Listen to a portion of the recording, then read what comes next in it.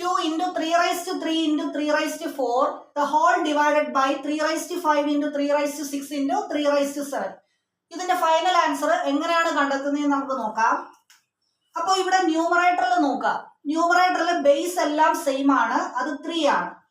ഇനി ഇവിടുത്തെ പവർ മാത്രമാണ് ഡിഫറെന്റ്. അപ്പൊ ആ പവർ എല്ലാം കൂടെ കൂട്ടി 3യുടെ പവർ ആയിട്ട് എഴുതുക. അപ്പൊ 2 + 3 5, 5 + 4 9. അപ്പോൾ 3 raised to 9. അതുപോലെ ഡിനോമിനേറ്ററിലും എഴുതുക. ഇവിടെ എല്ലായിടത്തും ബേസ് ആയിട്ടുള്ള 3 സെയിം ആണ്, അപ്പൊ ആ 3 അതുപോലെ എഴുതുന്നു. ഇവിടെയും പവർ എല്ലാം കൂടെ നമ്മൾ കൂട്ടുകയാണ്. അപ്പൊ 5 + 6 11, 11 + 7 18. അപ്പൊ താഴെ ഡിനോമിനേറ്ററിൽ 3 raised to 18 എന്ന് കിട്ടും. ഇനി 3 raised to 9 divided by 3 raised to 18. അപ്പൊ നമ്മൾ എങ്ങനെയാ അത് എഴുതുക? 3 raised to ന്യൂമറേറ്ററിലെ പവർ മൈനസ് ഡിനോമിനേറ്ററിലെ പവർ ആണ് എഴുതുക. അപ്പോൾ 9 - 18. അപ്പൊ 9 - 18 -9 ആണ്. അപ്പൊ 3 raised to -9 ആണ് ആൻസർ. ഈ 3 raised to -9 നമുക്ക് 1/3 raised to 9 എന്ന് എഴുതാം. അപ്പൊ ഓപ്ഷൻ എ ആണ് കറക്റ്റ് ആൻസർ. അങ്ങനെയാണെങ്കിൽ അടുത്ത ക്വസ്റ്റ്യന്റെ ആൻസർ നിങ്ങൾ കമന്റ് ചെയ്യുക.